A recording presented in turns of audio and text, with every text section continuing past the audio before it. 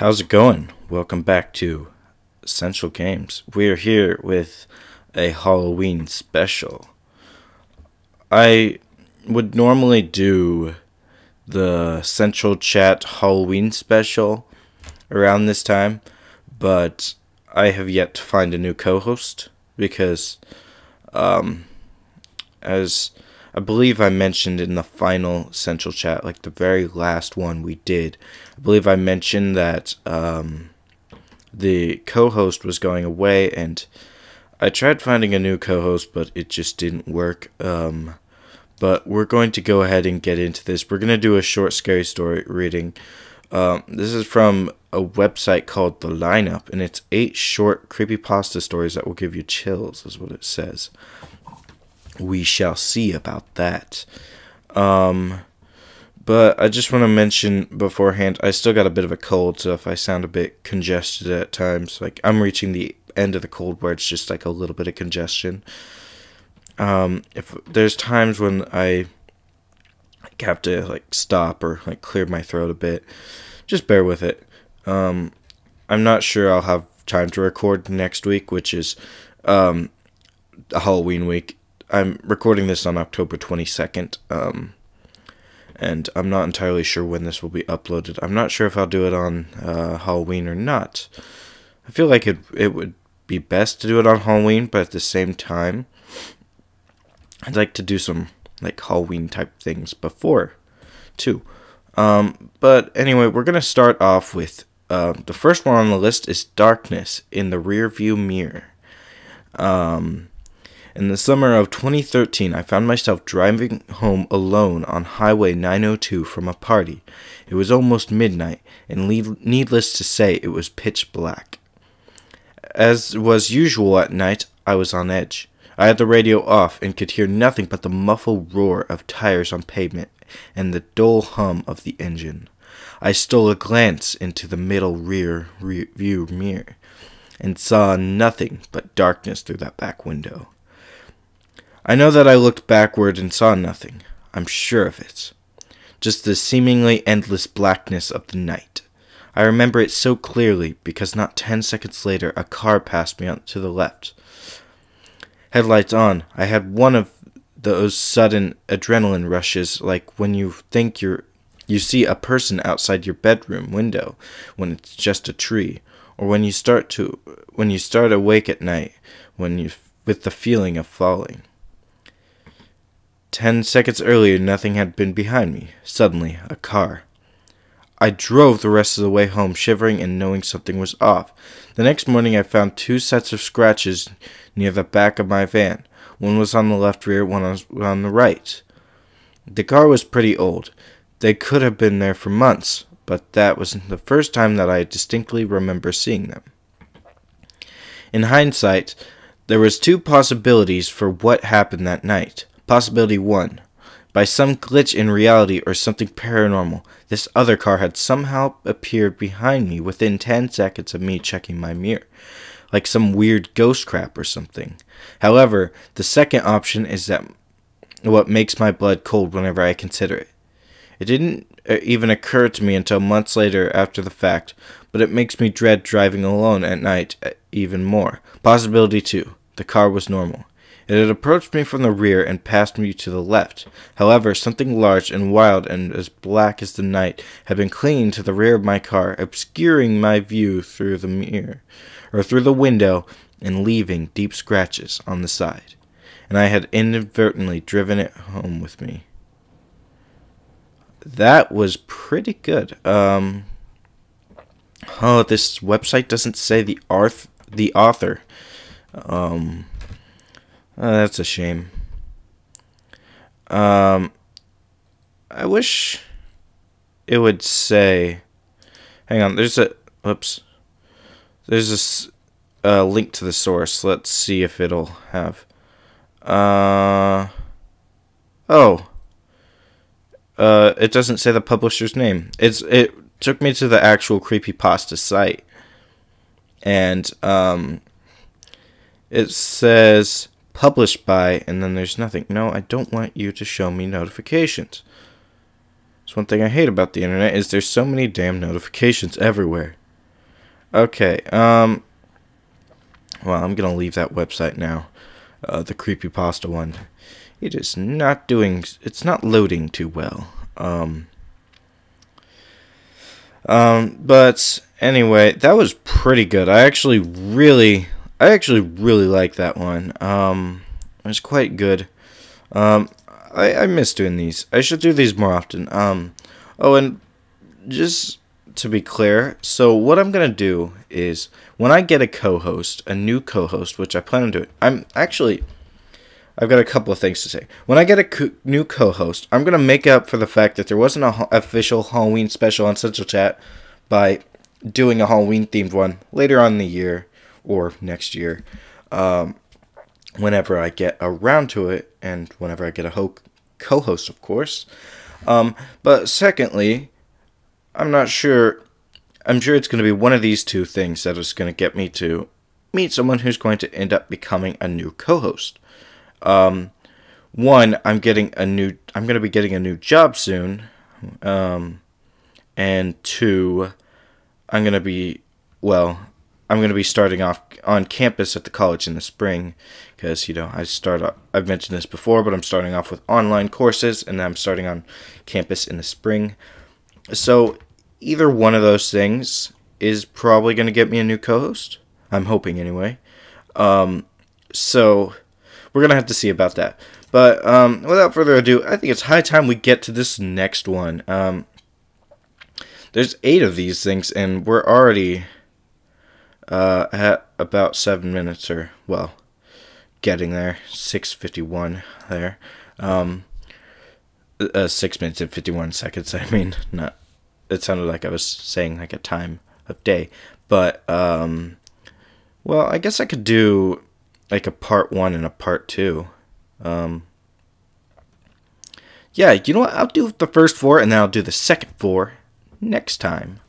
That'll be nice. That way I can have more Halloween stuff. Anyway, number 2, instant messaging. Let's see if this one has an author. Written by no one, apparently, because it's not on there either.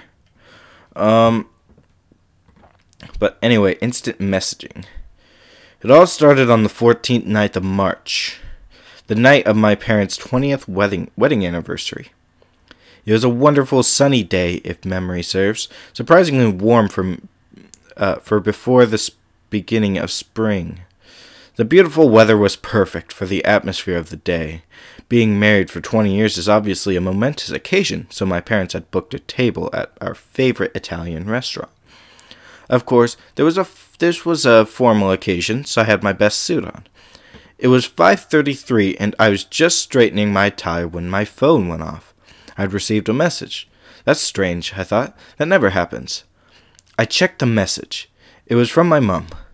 It was quite a jumble of numbers and letters, but through the vocabulary strewn, I could make out the legible phrase, "Please help me." It should go without saying that this worried me greatly, so I immediately replied, "Are you okay?" Just as instantly, I got another text which read, "Oops, pocket text." I sighed with all the relief I had and continued to prepare myself. A few minutes later, I received yet another message, this time from my dad. I checked the text, and once again it was a massive mix of letters and numberings with the phrase, "Please help me," concealed within. Creepy though it was, my dad was always a joker, so I presumed he was just joking around, until I was sent another text saying, "Oops, pocket text." Now, this sparked panic. Pure, unmistakable panic. Exactly half a minute passed when I received the exact same message from my sister. This could not be coincidental. It just couldn't. In a state of sheer anxiety, I started to run to the restaurant. I made it about a quarter of the way before I was stopped by a police officer. "Main roads closed," he said. Huge car crash. That was the exact moment I realized just what had happened. I demanded to see the wreckage. A request, I'm surprised, was allowed. When I got there, it wasn't the remnants of the car that caught my eye, not the flames billowing from the destroyed vehicle. No, I was horrified to see the lifeless corpses of my mother, father, and sister. I asked for the estimated time of their deaths. All three of them were killed instantly by a collision at 5:32. Oh, okay, there we go. I was just looking back at the time to see when the texts were sent. 5:33 is the time. Alright. So, the texts were sent afterwards. Okay. I wanted to go back because I'm focused on reading these without really stuttering and like just trying to do my best not to. Speech impediment sucks. Just trying my best to read these without stuttering, and I'm focused on that more than like having these things actually register. But that was pretty good. I really like that one a lot too. Again, I absolutely love doing these. But anyway, let's just go ahead and move on to number 3, roommate troubles. Let's see if this one has a source. Well, it does have a source. Let's see if this one has a author. Nope, apparently not. Apparently these just popped out of nowhere and nobody actually wrote them at all. Ooh. Hang on a second. Oh, never mind. It's just split by legal junk. Okay. I was scrolling down a bit past it, and then it looked like it reached the end of it. But apparently it's on the other side of that stuff. That's a bit weird. Okay, I've never seen a website split it like that before, but you know what? That is up to you, thelineup.com, which is where I am looking at these. I'm not sure if I've mentioned that before. Oh, I should I'll try to remember to put a link to this in the video description. Probably won't remember. You know what? Here, this is better. This is better. Why don't I just read out the link and then I don't have to worry about it?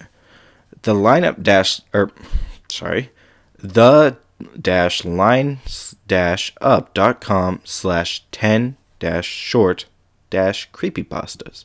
There we go. Now, I don't have to try to remember to put a link in the description. You can just type that in, and you'll be good. Okay, number 3, roommate troubles. This actually happened to me a few years back at the University of the Arts in Philadelphia. My sophomore year, I was roomed with a girl named Kara. She was a jazz violinist. She was a jazz vocalist. But her main interest was opera. We had a small room on the 6th floor of a dormitory called Juniper Hall. The walls were thin, and her last night singing and voice practices would keep me up late. Oh, yeah, it is her last night. I thought I misread that. Huh. After a month or so of lost sleep, I convinced her to move her last night practices.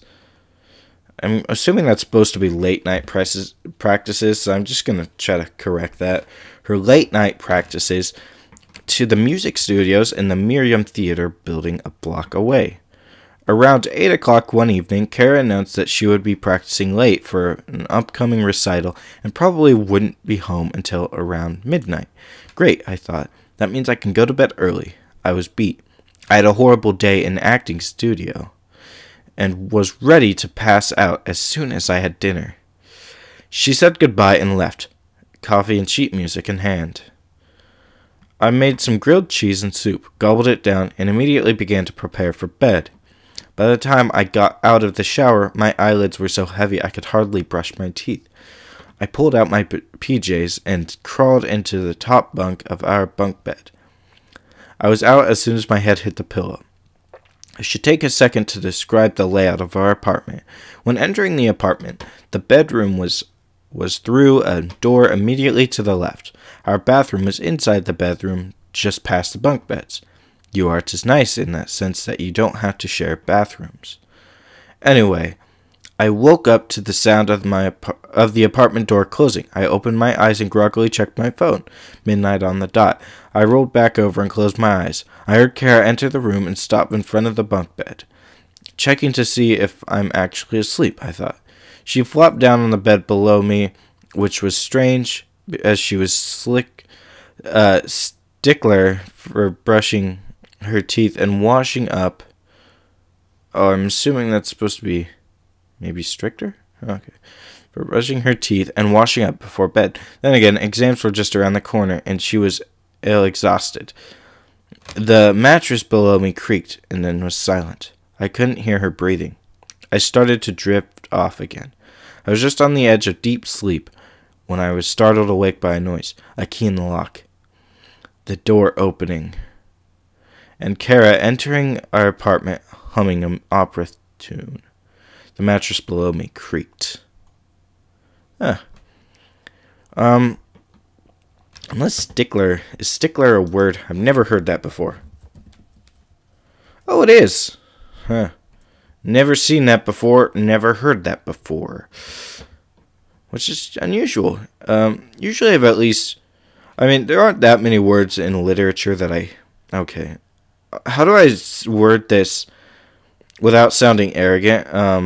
I read a lot, so I know I have a pretty large vocabulary. Try not to sound arrogant here, okay? Just the way it is. I think I figured out how I'm going to upload this. I'm going to upload this one before Halloween, the day before, Wednesday the 30th. And then the second part will go out on Halloween night, Thursday the 31st. Yeah, I think I'll do that. That'll be good. And then we'll just break the schedule a little bit. But it's Halloween. Why not break the schedule? I've been being really good at sticking to the schedule. So I think I deserve a break. It's my cheat day. Number 4, kids in the dark. Growing up poor in the deep south meant sharing a lot with my little brother Ollie. Sorry. Had to suppress a burp there. Most often, we'd pass toys, clothes, and skin conditions between us. Up until he was 6, we even shared a bed. Neither of us was happy about that. It was my 10th birthday when that changed. I got one present that year, and it was a bed of my own. I was jealous right away, and I could understand why. He had to keep that half-broken-down frame with the worn-out mattress. The one I'd gotten wasn't much better, but not being broken and worn was enough. Sleeping apart was a great feeling. It was freedom. No longer would I have to suffer the sudden and inexplicable kicks to the stomach. No longer would I wake up with Ollie's foot pressed into my neck like he'd stepped on Dracula the night before. At least, that's what I thought. Right away, right after I got the new bed, the shriek started. At first I thought Ollie woke up in the middle of the night and screamed because he'd gotten scared. Then the sound echoed through the tiny room again, and I knew it wasn't a normal cry. The room was always black as pitch after sunset. The open window we had was pressed against a long-leaf pine, and even the biggest, brightest moon cast no line inside. The shriek just above drove me crazy. Every night, probably at the same exact time, these sharp yells would knock me right out of my dreams. It wasn't my mom or dad yelling either. I knew what it sounded like, believe me. Most worrying of all was the fact that I could never tell where it was coming from. It seemed completely random. One night, it'd come from somewhere near the closet. The next, it'd shoot from a corner of the ceiling. And any hope I'd had of having my own space would get dashed away every time, as Ollie would silently slip into bed with me, shaking like crazy. He'd clasp onto me and wouldn't let go until it was almost daybreak. Most times, I'd take his hand and tell him everything was going to be okay, that it'd be over by morning. But I was never really sure. One time the shriek started changing. At first it was only by small degrees, but eventually it took on a primal hooting sound. of a primate calling out its fierce warning. I had to clasp pillows to my ears to keep from going deaf. Mom and Dad never believed me or Ollie, basically because the thing, whatever it was, refused to make any peep when they were in the room. Apparently they couldn't even hear it through the walls, even though it was damn sure loud enough. The shriek just got worse and worse until I felt like I couldn't take it anymore. Me and Ollie were doing really bad in school, and we just had no energy at all. I could sleep more deeply with my head propped up and my eyes open in the middle of class than in my room at night. Then, thankfully, we moved out of the house nearly a year later. I had contemplated all sorts of things, even a child's clumsy concept of suicide, to get away from the horrific nightly noise. There was no problem at the next house.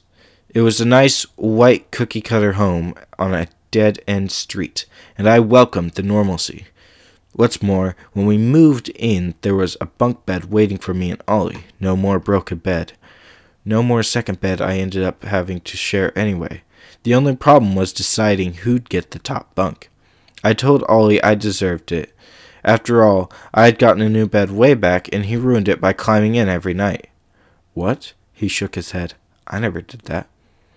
I had always wondered why the noise stopped the second I was sharing my bed. Now I had the answer. Let's see if this one has, see if this one's got an author. Author info. Administrator. Okay. Right. Well, that's almost. Hey, that's cool. 0 members and 1 guest are viewing this topic. Haha, I'm the only one here. Yeah, that's strange. Okay. That's cool. Wait, hang on. Did I check number 3? I check number 3. I don't think I did. I think I moved on without looking. Well, that one hasn't got another either. I guess people just don't want to take pride in their work, because these were all really good. You'd think they'd want to, oh,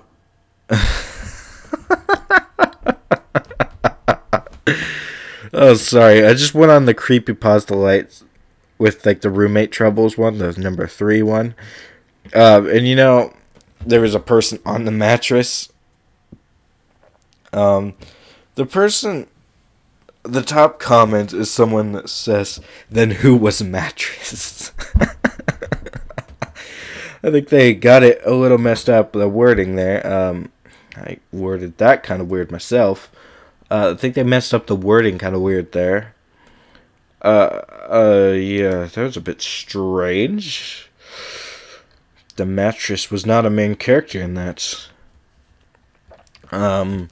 I guess they're really concerned about that mattress. But I think, oh yeah, we just read number 4. Of course it's the end. And that was actually good timing, too, because we're already at the normal, we've reached the normal length for videos. But, that's going to be it for this one. Thank you so much for watching, or listening, rather.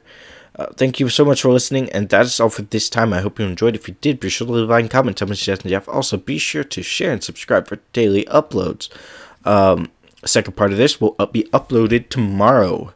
But I hope you have a fantastic day, and I will see you in the next one. Goodbye.